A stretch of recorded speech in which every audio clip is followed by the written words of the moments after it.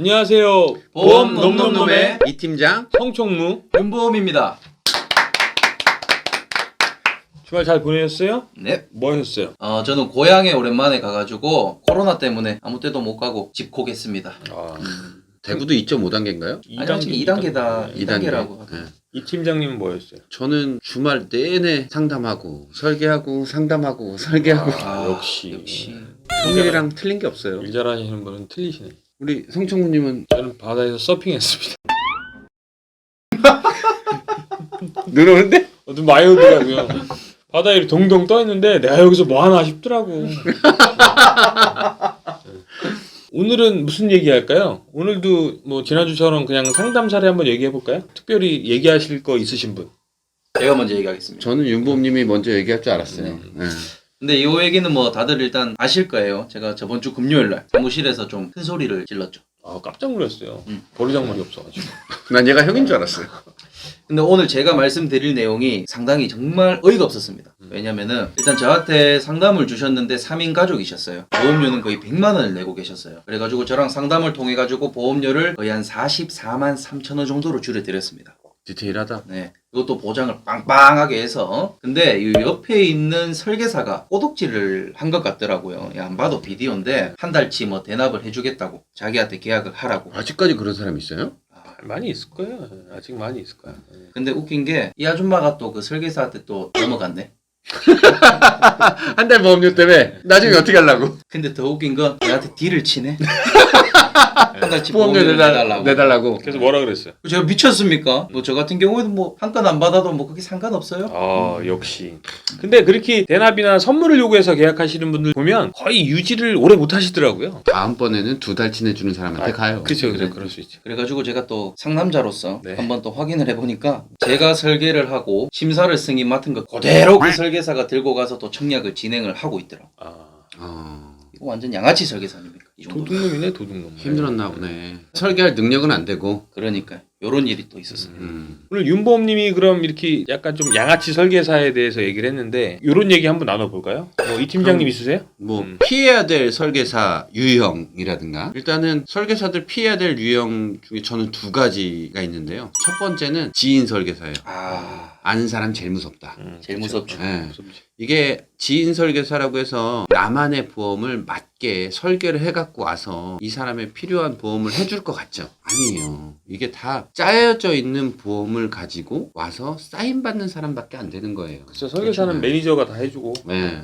저희한테 설계 오시는 분들 중에 80% 이상이 다 지인 설계사한테 설계를 받고 오시는 분들이거든요. 그래서 네가 그럴 줄은 몰랐다느니 예, 이런 얘기가 나오는 거고. 근데 그분들이 뭐 일부러 이상하게 짜갖고 왔겠어요? 뭐 잘 모르니까. 네, 그냥 위에서 시키는 대로만 하는 거니까. 그래서 지인 설계사 제일 조심해라. 그것도 얼마 안 된 지인 설계사 가장 조심해라.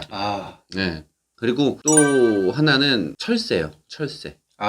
철새. 네. 왔다 갔다. 와리가리. 제일 위험합니다. 네. 보험 가입을 오래 유지하신 분들 같은 경우에는 5년이고 10년이고 이렇게 유지하신 분들 같은 경우에는 경험을 해보신 분들이 상당히 많을 거예요. 내가 보험 가입을 하고 나서 조금 있었는데 나를 가입시킨 설계사가 다른 회사로 이직을 했어요. 그럼 이직을 하면 그걸 뭐라고 불러요? 무슨 계약? 고하계약. 네, 고하계약이라고 하죠. 왜냐면 내 설계사가 없어졌으니까. 내 설계사가 없어진 상태에서 또 그 설계사한테 다시 연락이 와요. 내가 보험회사를 이렇게 해서 이직했으니 내가 몸담고 있는 회사로 다시 와라. 이 회사 상품이 더 좋다. 전형적인 유형이죠. 네. 아니면 너의 계약을 책임져 줄 사람이 없다. 이렇게 얘기를 해요. 이게 무한 반복되는 거거든요. 그렇게 해서 보험 가입을 또 그 사람한테 하게 되면 여태까지 낸 보험료는 다 날아가는 돈이 되는 거죠. 피 같은 돈 다 날려. 또 다시 이쪽으로 가입을 하면 또 나중에 이 사람이 있다가 저쪽에 수당 많이 준다고 하면 또 저쪽 회사로 또 가요. 그럼 이제 계속 악순환이 되는 거니까 그런 철새 보험 설계사들을 좀 조심하셔야 돼요. 네. 제일 조심해야 돼. 철새 보험 설계사. 가입을 한 보험을 책임져 줄 수가 없거든. 왜냐면 이제 나는 이쪽 회사가 아니니까 그쪽 회사의 보험을 어떻게 손댈 수가 없거든. 네, 그러니까 해줄 수가 없는 상황이 되는 거예요.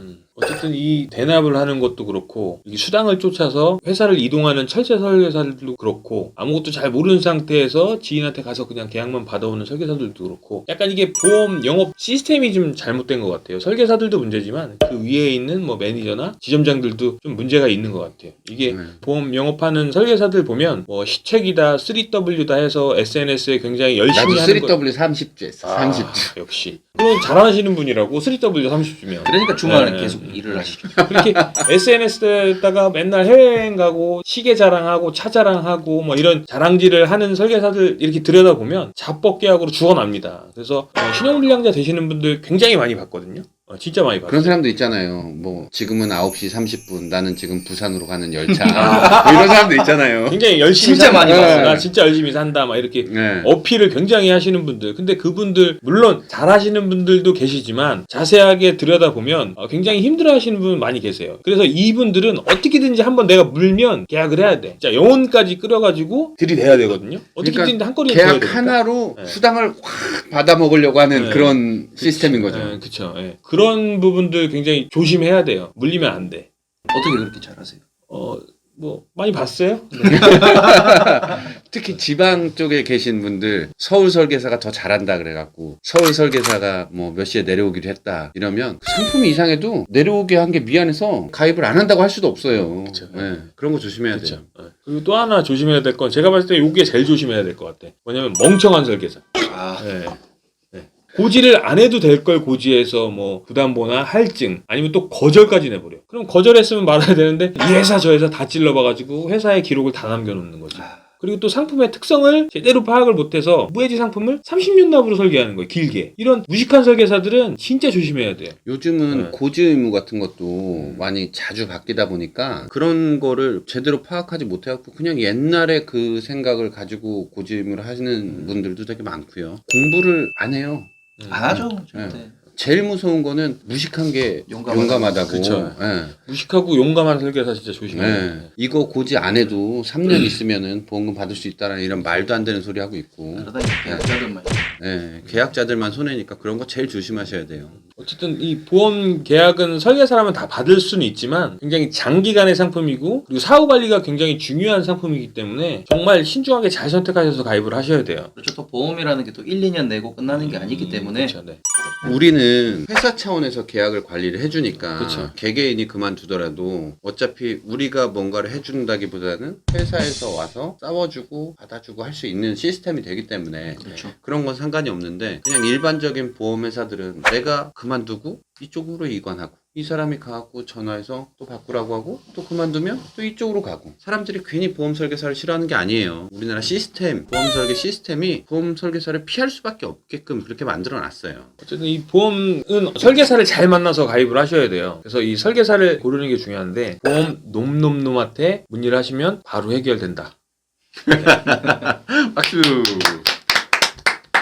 설계사들이 진입 장벽이 낮아요. 설계사 시험 하나만 딱 통과하면 되니까 뭐 고졸, 대졸 이런 거 상관없고 그냥 그 시험 하나만 딱 통과를 하면 이제 설계를 해서 할 수 있으니까. 근데 보험사에 처음에 들어가 보면 다들 경험해 보셨잖아요. 네. 처음에 시험 봐서 딱 들어가면 뭐 교육이나 뭐 이런 거는 그냥 물 건너가고 얼른 가서 네 지인들 가서 계약 받아와라. 지인들 증권 받아왔냐 이런 식으로 돌아가기 때문에 우리나라 시스템 자체가 이런 식으로 되고 보험 설계사들이 이렇게 안 좋게 돌아갈 수밖에 없다. 그렇죠. 뭐 저 같은 경우에도 보험 일을 처음에 시작을 했었을 때 이제 시험을 다 치고 이제 자격증을 다 가지고 입사를 하니까 처음에 하는 말이 일단 지인들 가가지고 이제 계약을 받아와라. 그리고 계약을 받는 와중에 뭐 병력이라든지 이런 게 있으면은 뭐 요런 병력이 있는데 요거는 뭐 어떻게 해야 됩니까? 그러면은 전부 다 하는 소리가 뭐 조금 아프면은 뭐 상관없다. 1, 2년 뒤에 뭐 받을 수 있다. 이렇게 하고 일단 계약으로 선적으로 땡겨와라. 이렇게 하는 거 보고 제가 요거는 뭐 보험회사가 아니고 수당에 미쳐있는 집단인 것 같아가지고 제가 바로 초특급님 보고 서울로 바로 상경한 케이스죠. 대구 촌놈이 서울 상경했죠.